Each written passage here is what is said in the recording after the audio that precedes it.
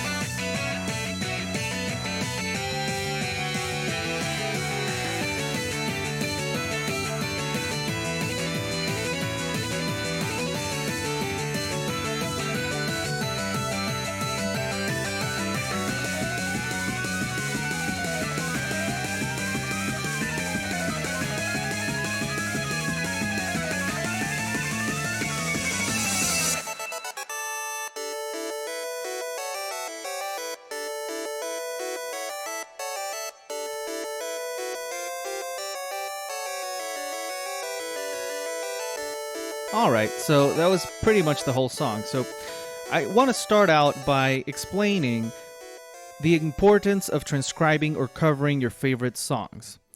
This is the reason... Oh, that was kind of embarrassing. So, the importance of transcribing or covering your favorite songs, this is why I did this, honestly. So, the reason why you do it is because you get to learn from the very best. Because, of course, you want to be the very best.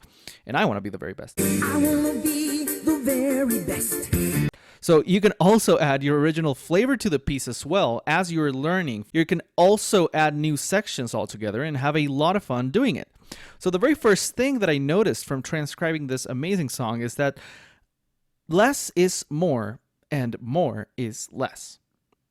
So, we tend to complicate things to compensate for holes in the song's personality, rhythm, or structure. Basically, I find myself overcomplicating a song by adding more instruments, more effects, more makeup, if you will, and honestly, the song does not need that at all. Take a look at the original trainer battle from Pokemon Red and Blue, for example. Here, you can see that we only have 4 channels, and actually the 4th one is just a noise that is silent the whole track. By the way, if you want to learn how the song was made and the different channels it has, go to cyrusretro.com. It's an incredible website which contains most retro video game songs, and the best part about it is that you can mute individual channels. This way, it's really easy to understand what individual instruments do, and it's an amazing transcribing tool at your disposal now. Take a listen to this.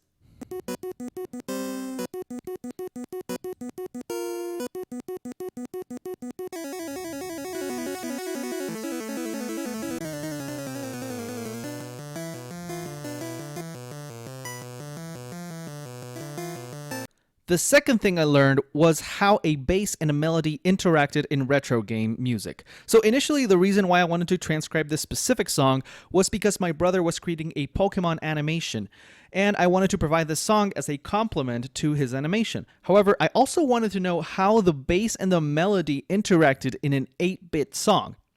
So this is what I learned. If we go back to Cyrus Retro, we take a look at the 3 channels. Channel 1 is harmony, 2 is melody, and 3 is bass. The bass provides chords and stability to the piece with frequent yet predictable structure. Look at this. We want to take a look at the bass, and if we go right here, we take a look at only the basic bit instrument.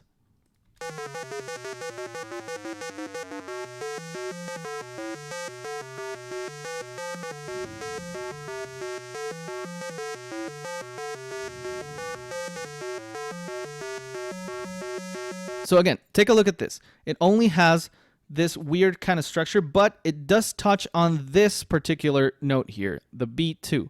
So if we take a look at this, it kind of just sets that structure again and again. It touches it like 5 times here and then just goes up 1 semitone and then goes back again. So this sets up, right, the bass structure and chords for the whole song. And also, if you see here, it does have a frequent pattern of going up and down, but it is pretty stable. It is pretty structural, and it gives a foundation to the whole song, like this.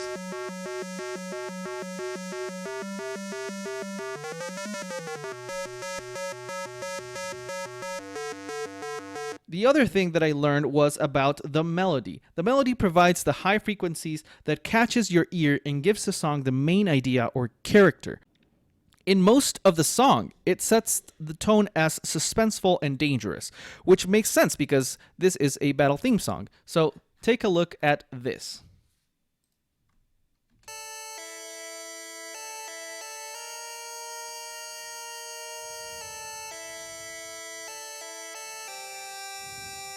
Or this.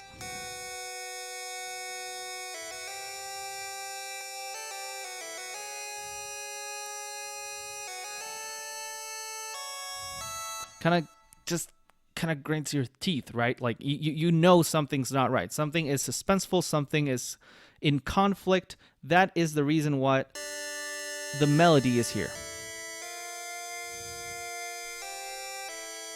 So, the harmony would be the hardest to analyze of all, since it is all over the place. The best way in which I can describe it is that it provides a support for the melody by creating additional suspense and drama, which also propels the song forward with its unique rhythm. So take a look at second 26, for example, right about here. Listen to this.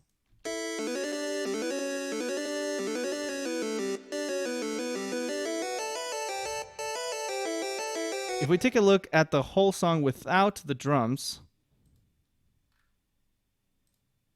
it sounds something like this.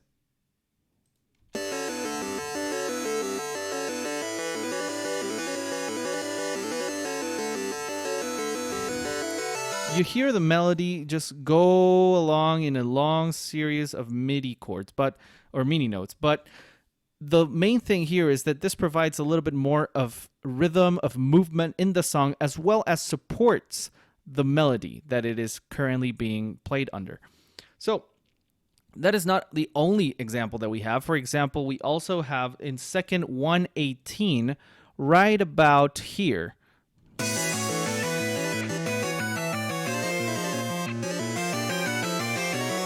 Or here, just to give it a bit more suspense.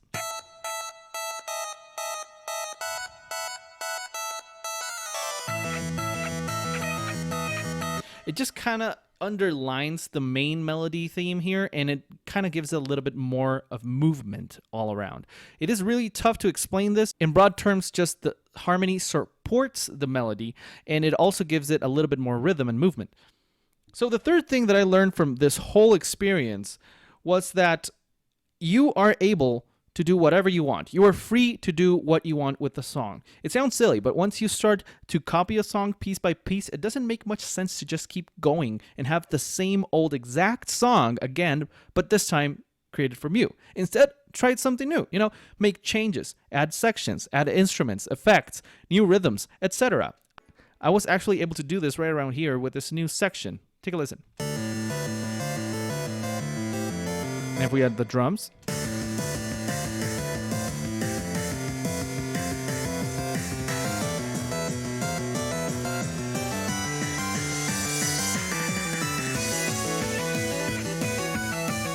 So it just basically is a pre-section before the very last section of the song. If we take a look at the original song, it sounds something like this.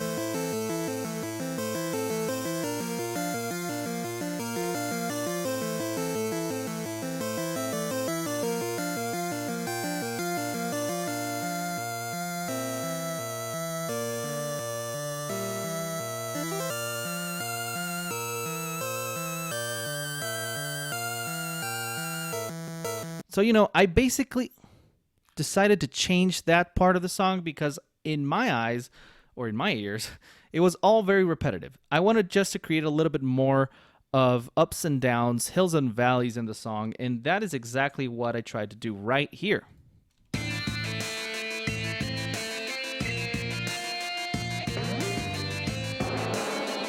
Plus, I added some nice audios here about, I think it's Charizard, Pikachu, some selection sounds. That's an attack. And the Hyper Potion. Also, this section is different. And this one as well. I did not include a bass here. It's just melody harmony. And then it does something like the original. Then I add my new section, which I really like. You see, you can have fun with this. Like, you can just create things inside of a very well-known, classic, famous song. That is exactly what you have to do so that it is fun and entertaining. The Pokemon Red and Blue Trainer Battle song was created by this gentleman right here, Junichi Masuda. Alright, I hope this has helped you to understand a little bit better the value of covering songs you like and the lessons learned from my experience on this particular piece right here. So if you would like to see more content like this or just a little bit more suggestions, tips, and tricks about how to create a song altogether from scratch, please let me know. Or if you would like to see more videos like this. Thank you very much for your time. Hope you have a great rest of the day. Bye-bye.